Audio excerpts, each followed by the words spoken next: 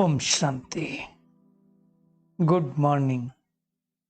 साकार मुरली 7 अगस्त 2021।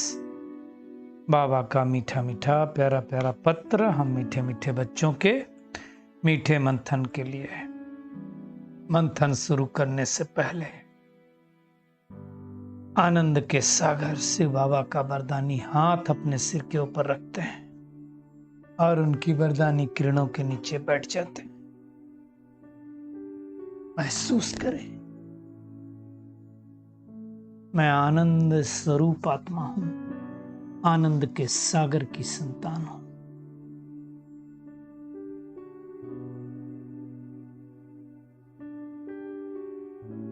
मीठे बाबा ने कहा, मीठे बच्चे, सबको यही पैगाम दो कि देह सहित देह के सब धर्मों को भूल अपने को आत्मा समझो तो सब दुख दूर हो जाएंगे। मुख्य बात यह है,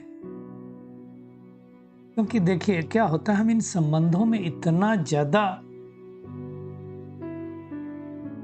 डूब गए हैं कि अभी उन संबंधों से बाहर नहीं निकल पा रहे हैं। इसलिए बाबा कहते हैं इस सबको यही बात बोलो कि ये सब झूठे धर्म हैं। एक्चुअली तो मैं आत्मा हूं ना, और देह का धर्म क्या है? विकार। तो देह से जब अलग होंगे तो विकार मुक्त होंगे, और विकार मुक्त होंगे तो दुख दूर हो जाएंगे। सत्युग में तो दुख की बात ही नहीं। आज बाबा ने प्रश्न में पूछा है, तुम बच्चों को किस बात में फॉलो फादर करना है? मतलब किस बात में? तो बाबा कहते जैसे इस ब्रह्मा ने अपना सब कुछ ईश्वर अर्पण कर दिया, पूरा ट्रस्टी बना, ऐसे ट्रस्टी बनकर रहो। जो कुछ तुम्हारे पास है तब किसकी देन है? भगवान की देन है, तो ट्रस्टी बन करके रहो ना। कभी भी बाबा कहते उल्टा सुल्टा खर्चा करके पाप आत्माओं को नहीं देना। आपने किसी को दे दिया और उस आत्मा ने उस पैसे का दुरुपयोग किया, तो पाप के थोड़ा भागीदार तो आप ही होंगे ना।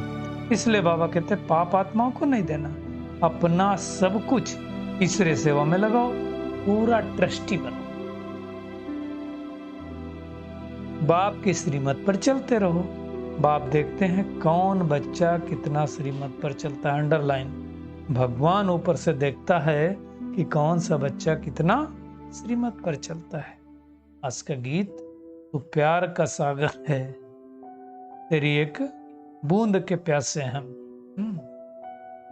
गीत के अंदर की लाइनें भी हैं, कहाँ से आए कहाँ को जाएंगे, कौन सी गली हम वापस जाएंगे, वो सब है। तो बाबा उसके ऊपर समझा रहे हैं कि बच्चों ने गीत सुना,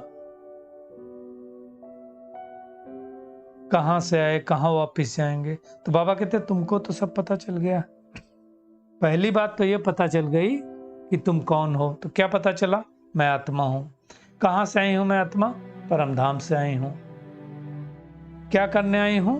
पाठ बजाने आई हूं। वापस कहां जाएंगे? परम धाम जाएंगे, है ना। तो राह भूल गए थे। कौन से घर राह भूल गए थे? घर की राह भूल गए थे, अपने बाप को भूल गए थे, अपने स्वर्ग को भूल गए थे। इसलिए यहां करके दुखी हो गए। अब भगवान से कहते हैं कि कानों में आके सुना दे, तो भगवान सुनाता है। वही पवित्रता का सागर, ज्ञान का सागर, प्यार का सागर है। सुख शांति और संपत्ति का सागर भी वही है, उसके अलावा कोई दे नहीं सकता है। तो बाबा कहते हैं तुम्हारी बुद्धि में सृष्टि के आदि मध्य अंत का ज्ञान बैठा है ना। ये सब मनुष्यों को बाबा कहते जानना चाहिए, क्योंकि एक्टर्स हैं। अब हम बच्चे तो जानते हैं कि निराकारी आत्माएं परम धाम शांति धाम से आती हैं। यहाँ टाकी में, मतलब मूल वतन जहां हम आत्माएं रहती हैं, सूक्ष्म वतन जहां इस समय संगम युग पर कारोबार चलता है, और फिर ये स्थूल वतन जहां हम पाठ बजा रहे हैं। तो आत्मा का निवास स्थान शांति धाम है। अब ये सारी बातें जो बाबा ने हम बच्चों को बताई, दुनिया में थोड़ी कोई जानता है। वही आकर के बताता है, इसलिए उनको क्या कहा जाता है? ज्ञान का सागर। और कोई नहीं है। बाबा कहते हैं अभी विनाश का समय है। इसलिए गाया जाता है विनाश काले विपरीत बुद्धि। किसकी? यूरोपवासी की। तो अब हमने लगाया है बुद्धि योग बाबा के साथ। याद करो, बाकी बाबा कहते हैं कोई हिंदू है, कोई मुसलमान है, कोई सिख है, ईसाई है, ये सब देह के धर्म है। तुम्हारा स्वधर्म क्या है? मैं आत्मा हूं, परमात्मा की संतान हूं। बस मुख्य बात है ये। इसी बात में स्थित रहना है। इसलिए बाबा कहते हैं इस देह को भी भूलो। एक्चुअली देह के धर्म में आकर के तो हम दुखी हुए, तो अब उन देह के धर्मों को भुला देना है। ये पैगाम है। बाबा कहते सबको पैगाम दे दो कि हम आत्मा भाई भाई हैं, एक परमात्मा की संतान हैं। हम सतयुग में थे तो बहुत सुखी थे, त्रेता युग में थे तो भी सुखी थे, द्वापर युग में आए, वाम मार्ग में चले गए, रावण राज्य चालू हुआ तो दुखी हुए। ये सब बातें समझानी है सबको। बाबा कहते 21 जन्मों का सुख भारत में ही गाया जाता है। इसलिए कहते भी कुमारी वो जो 21 कुल का उद्धार करे। इसलिए बाबा के घर में समर्पित बहनें कौन है? कुमारियां। तो सबका उद्धार कर रही हैं। पुकारते सब उसको ही है कि हे पतित पावन आओ, आकर रावण राज्य से, दुख से हमको लिबरेट करो, फिर हमारा गाइड बनकर वापस ले जाओ। तो बाबा कहते हैं मैं आया हूं तुमको वापस ले जाने के लिए, कलयुगी रावण राज्य से छुड़ाने के लिए। आत्मा को पावन बना करके बाबा निर्वाण धाम ले जाएगा। बाबा अच्छे समझाते कि देखो ये ड्रामा है।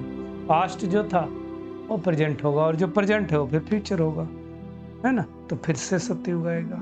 ये ड्रामा चलता ही रहता है। बस एक ही बात है, हम बीच में गिरे ना। देवता थे, फिर पतित कब बने? द्वापर युग से बने, है ना। अब फिर से बाबा हमको देवता बनाने आए हैं। इसलिए बाबा कहते हैं तुमको इस विषय सागर से पार ले जाता हूं। इसलिए दुनिया में भी गाते हैं नैया मेरी कर दे प्रभु के हवाले, जीवन की नैया कर दो प्रभु के हवाले, जैसे चाहे उसको संभाले। उनको खिवैया भी कहते हैं, बागवान भी कहते हैं। जो डूबी हुई नैया है ना, उसको निकाल रहा है। इसलिए वो दिखाते ना सत्यनारायण की कथा में, और लता पता जो थे वो सब डूब गए, फिर लता पता हो गए, मतलब वो कहानियां हैं। तो बाबा अब हमको कांटों के जंगल से फूलों के बगीचे में ले जा रहे हैं। देवताएं फूल है ना, दुनिया में बाबा कहते सब कांटे हैं, एक दो को दुखी देते रहते हैं, और देवताएं कभी किसी को दुख देते नहीं। तो अभी हमको भी वैसा बनना है, किसी को दुख नहीं देना, सबको सुख देना। बाबा ही प्रैक्टिकल में इस समय ये बातें हम सबको सुना रहे हैं। दुनिया वाले तो ये बातें जानते नहीं, बस रावण को हर वर्ष जलाते रहते हैं, मरता ही नहीं है। कभी तो मरना चाहिए ना रावण। बाबा कहते तुम्हारे लिए जैसे रावण मर गया, तुम्हारे आगे वो चला गया। अगर हम विकार मुक्त बन गए तो हमारे लिए रावण मर गया। बाबा कहते हैं 5 भूतों का सिर काटा जाता है ना, इसलिए हमको भी 5 विकारों का सिर काटना है। रावण के 10 सिर, 5 मुख्य विकार, काम क्रोध लोभ मोह अहंकार, और 5 बच्चे, ईर्ष्या द्वेष नफरत आलस और बेलापन। इन 10 सिरों को काटना है, तब क्या होगा? विजय पाएंगे 5 भूतों पर। बाबा को बुलाया ना कि हे खवैया रहम दिलाओ, अब वो आ गया। बाबा कहते मैं कल्प आता हूं, आकर के राजयुग सिखलाता हूं। तो सीखना चाहिए ना। बाबा कहते दुनिया में ते भी नहीं जानते कि कृष्ण कब पैदा हुआ, वो तो सोचते द्वापर में आया। अब द्वापर में आया तो फिर द्वापर के बाद तो दुनिया पावन होनी चाहिए ना, श्री कृष्ण के आने के बाद तो और ही पतित हो गई। तो कुछ किसी को पता नहीं है। बाबा कहते हैं तुम अब अनराइटियस से राइटियस बन रहे हो। सतयुग में सब राइटियस होते हैं, सब ठीक कर्म करते हैं, अभी सब भी कर्म करते हैं।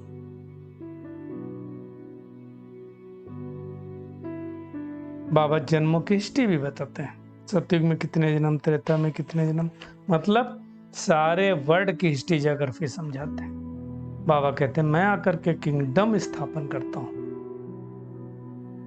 राज्य स्थापित करता है बाबा, और ऐसा राज्य जहां कोई दुख नहीं होता है। इसलिए बाबा कहते हैं तुमको सर्वगुण संपन्न बनना है, यही बनना है, उसके बनने बगैर सतयुग में जा नहीं सकते हैं। इसलिए दैवी गुण बहुत आवश्यक है। हर दिन हमको दैवी गुणों की धारणा करनी है। अभी तो बहुत अच्छा चांस है, भट्टी चल रही है, हर रोज हम सब एक एक दैवी गुण धारण करते हैं, तो प्रैक्टिकल में उसका करना है। बाबा कहते हैं स्थापना और विनाश होना है, तो स्थापना का कार्य पूरा होने वाला है, अब थोड़े दिनों बाद विनाश होगा। बाबा कहते हैं जो साक्षात्कार में देखा है ना, अब वो तुम प्रैक्टिकल देखोगे, बाकी ध्यान दीदार की कोई जरूरत नहीं रखनी है। बाबा कहते हैं तुमको अब जाना है ससुर घर, पीहर घर में अब बैठे हो, तो पीहर घर में कैसे रहा जाता है? पीहर घर में फैशन नहीं की जाती, तो बाबा कहते तुमको भी बहुत जाति जेवर और ये सब नहीं पहनने है ना, गृहस्थ में रहना है। ठीक है, जितना आवश्यक है उतना करो, परंतु बुद्धि उसमें नहीं डूबनी चाहिए। जाओ कहीं भी, कौन सा? मन मना भाव का मंत्र याद रखो, हाथ काटे दिल आडे, बस। मुख्य बात है बाबा को अगर हम भूले तो हमारी कर्मेंद्रियां चंचल होंगी और कुछ ना कुछ विकर्म हो जाएगा। इसलिए बाबा को भूलना नहीं है। बाबा की याद में रहेंगे तो कर्मेंद्रियां भी चंचल नहीं होंगी। बाबा कहते हैं मैं तुमको राजयोग सिखलाता हूं। भगवान वाच्छे, जब तक जीते रहेंगे ज्ञान अमृत पीते रहेंगे, ये अपने आप से वादा करना है। एक बाप को याद करो, दैवी लक्षण धारण करो, कोई विकर्म ना हो। विकर्म करना किसका काम होता है? असुरों का, और वो कर्म हम कर नहीं सकते हैं, है ना।